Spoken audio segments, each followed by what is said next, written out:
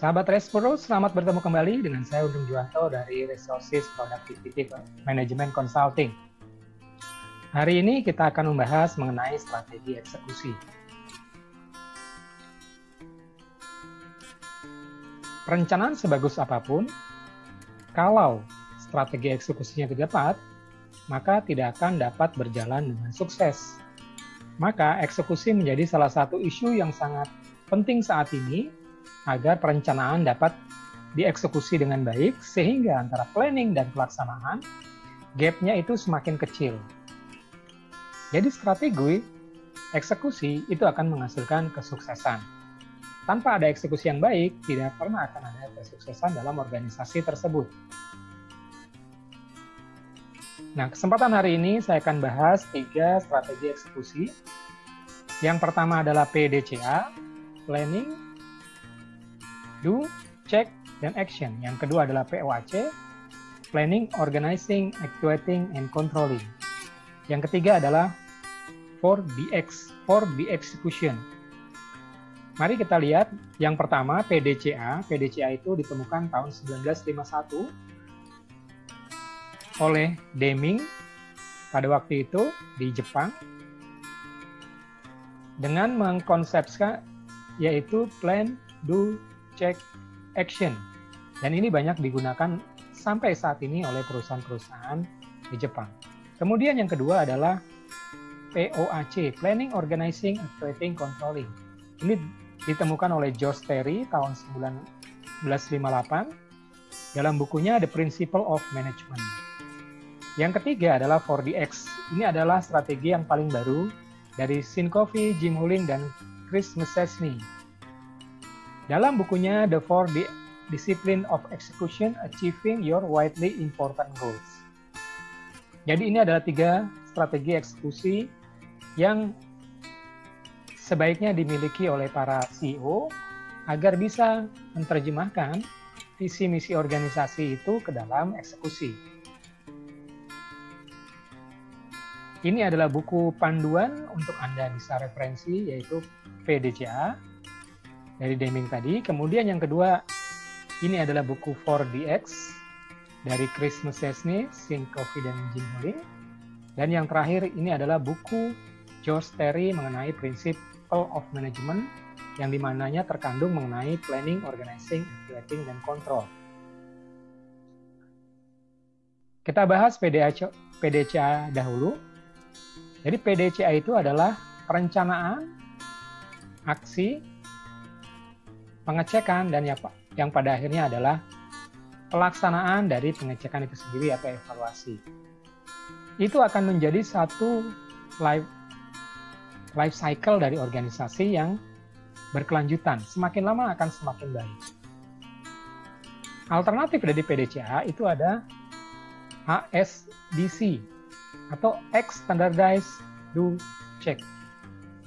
Jadi standarisasi untuk membuat suatu pola kerja menjadi suatu standar melalui cycle of 4 standardization.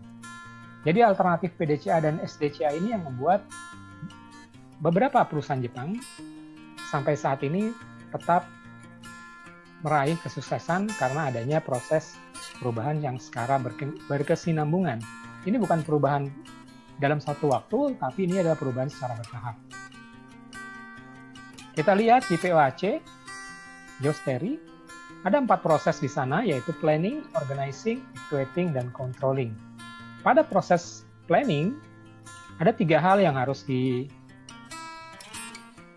Yang pertama adalah tentukan tujuan. Yang kedua, meng-assess the future. Yang ketiga adalah mengembangkan sumber daya yang ada. Kemudian yang kedua adalah organizing. Setelah tahap planning masuk ke tahap organizing. Organizing adalah tahap bagaimana mengelola sumber daya manusia, sumber daya modal, sumber daya capital, dan sumber daya metode. Kemudian kedua hal itu akan diterapkan ke dalam actuating atau implementing the plan, planning, dan organizing. Yang terakhir adalah proses kontrol, di mana memastikan bahwa antara pelaksanaan, pengorganisasian, dan perencanaan deviasinya semakin tipis atau bahkan tidak ada. Kalaupun ada, itu akan dievaluasi ke dalam proses controlling. Jadi berbeda dengan tadi PDCA dengan POAC. Jadi terletak pada pengelolaan yang agak berbeda, tetapi secara prinsip hampir sama. Kemudian strategi eksekusi yang terakhir adalah 4DX, ini yang paling baru. Ada 4 tahapan di sana. Tahapan yang ketiga itu merupakan satu compelling dari scoreboard. Jadi ada 3 disiplin. Disiplin yang pertama adalah fokus pada widely important goal. Goals itu menurut 4DX paling banyak 2. 1 atau 2 itu goals sudah terlalu banyak. Karena kalau goals lebih dari 2, itu tidak akan fokus lagi mencapai tujuan. Kemudian yang kedua, disiplin yang kedua adalah bagaimana tujuan itu diukur dengan lead measure. Tujuan-tujuan itu harus terukur secara kuantitatif bukan kualitatif, sehingga pencapaiannya bisa dimonitor secara mudah. Kemudian disiplin yang ketiga adalah bagaimana mengcompelling disiplin 1 dan disiplin 2 itu menjadi scoreboard atau dashboard yang memotivasi karyawan. Jadi dashboard itu terdiri dari typical SMART. Kemudian yang terakhir adalah disiplin yang keempat adalah bagaimana membuat disiplin 1, kedua, dan ketiga itu menjadi suatu rangkaian yang accountability-nya dapat terukur, punya irama, dipertanggungjawabkan baik harian, mingguan, bulanan, tahunan. Nah, itu adalah 3 strategi eksekusi yang kita bahas pada hari ini, yaitu PDCA, POAC, dan 4DX. Tentunya mana strategi yang bagus, itu tergantung dari karakteristik organisasi masing-masing.